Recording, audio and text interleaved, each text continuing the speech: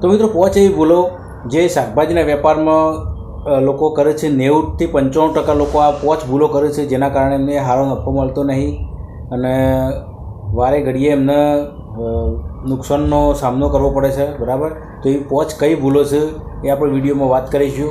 તો વિડીયો થશે ઇન્ટરેસ્ટિંગ, તો સૌથી લઈ એન્ડ સુધી જોજો, ખૂબ મજા આવશે. અને મોજીલું શાકભાજીવાળું યુટ્યુબ ચેનલને સબસ્ક્રાઈબ કરી દેજો.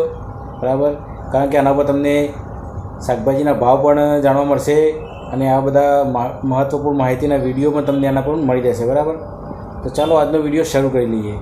તો મિત્રો વાત કરીએ તો ભૂલ નંબર 1, સસ્તું શાકભાજી ખરીદવાની લાલચમાં મોટું નુકસાન કરી બેસવું. મિત્રો એક વાત તો તમે હું બધા જાણીએ છીએ કે સસ્તી વસ્તુ, દરેક વસ્તુ સસ્તી હંમેશા સારી હોતી નથી અને મોંઘી વસ્તુ હોય સસ્તી હોતી નથી. બરાબર, સારી વસ્તુ. તો મિત્રો સૌથી પહેલાં જો શાકભાજી ખરીદો તો તાજી અને સારી શાકભાજી ખરીદો. બરાબર, બજારના રેગ્યુલર ભાવ પ્રમાણે હોય એ એવરેજમાં તમે ખરીદો. જો સસ્તાની લાલચમાં જશો તો વેપારી તમને આગલા દિવસનું પડેલો માલ હશે અથવા 1-2 દિવસ પહેલાંનો પણ પડેલો માલ હશે. બરાબર, જે બીજા એક દિવસમાં બગડી જવાનો હોય એવો માલ તમને પકડાવી દેશે અને તમે તે લાવીને ઘેર નુકસાન મોટું વેઠી નહીં શકો. બરાબર, નુકસાન મોટું પડશે. મિત્રો આ ભૂલ તમારે ના કરવી. બરાબર, શાકભાજી હંમેશા ચકાસી જોઈને રેગ્યુલર બજારના ભાવ પ્રમાણે તમારે શાકભાજી ખરીદવી. બરાબર, એક હોશિયાર વ્યક્તિની ઓળખાણ છે, તો તમને જો નુકસાન નહીં પડે. પછી મિત્રો વાત કરીએ ભૂલ નંબર 2 કે માર્કેટથી લઈ શાકભાજી જો તમે વેચો છો ત્યાં સુધી એ શાકભાજી કઈ કન્ડિશનમાં, કેવી રીતે, કેવી હાલતમાં પહોંચે છે એનું ખાસ તમારે ધ્યાન રાખવાનું છે. કારણ કે તમે ગમે જેવી તાજી શાકભાજી લીધી છે, બરાબર, તો જો ભૂલથી એની ઉપર બીજો માલ મૂકી દીધો એની ઉપર, તો નીચે જે બગડા જેવી વસ્તુ છે એ બધી ખરાબ થઈ જશે. બરાબર, પછી જે શાકભાજીના પાવ છે આમથી તેમ કર્યામાં તમે એને માલ બધો બગડી જાય. બરાબર, તો એ વાતની પણ તમારે ખાસ ધ્યાન રાખવાની જરૂર છે.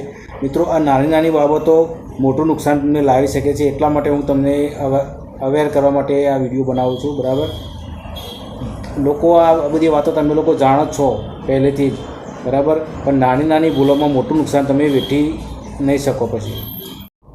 પછી મિત્રો વાત કરીએ કે ભૂલ નંબર 3, તમારી ત્રીજા નંબરની ભૂલ એ છે કે વધારે પડતી શાકભાજીની ખરીદી કરી લેવી. બરાબર, કારણ કે એની અંદર એવી પણ શાકભાજી હોય છે જે બહુ જલ્દી ખરાબ થઈ જાય. બરાબર, તો તમે બધી શાકભાજી એકી સાથે નહીં વેચી શકો. આ જો હોલસેલર છે એ લોકોની વાત નથી કરતો. બરાબર, હું આપણે જે નાના ફેરિયા જે હોય, આપણે ફેરી કરી વેચતા હોય ને, બરાબર, લારી પર વેચતા હોય કે ફરીને વેચતા હોય, એ બધા લોકો ફેરી લોકોની વાત કરું છું કે વધારે પ્રમાણમાં જો તમારા કસ્ટમર રેગ્યુલર બોધેલા હોય અને તમારે રેગ્યુલર જેટલો માલ વેચાતો હોય એટલો જ તમે ખરીદો.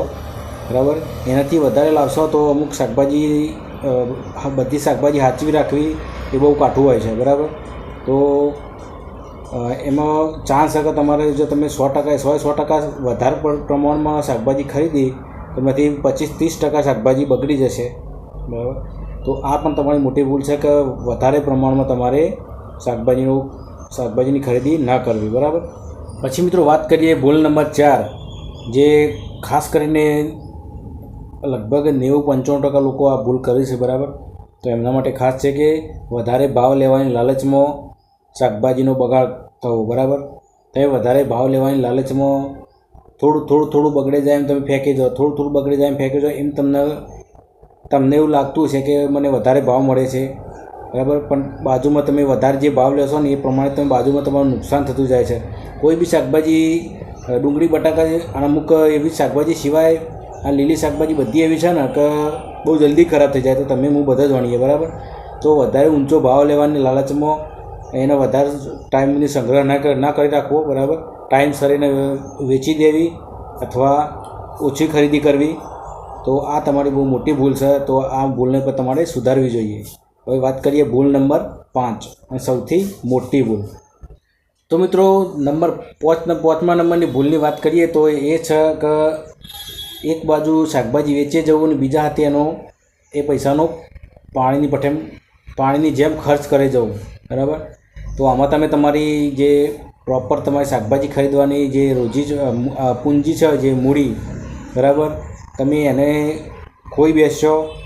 તમને એવું લાગશે કે પાછળથી જે વેચાય એમાંથી હું માલ લાવીશ, તો પાછળનો બધો માલ તો એ પ્રમાણે ભાવથી નથી વેચાતો, બરાબર. તમને પોતે ખબર છે કે અમુક વસ્તુ બગડી જાય અને સસ્તો પણ તમારે આપી દેવો પડે. તો સૌથી પહેલાં તમે મૂડી કવર કરો અને પૈસાની થોડી સાઈડમાં બચત કરો, બરાબર. રોજ 100, 200, 500 જે તમારે બચત કરવી હોય સાઈડમાં બચત કરી રાખો.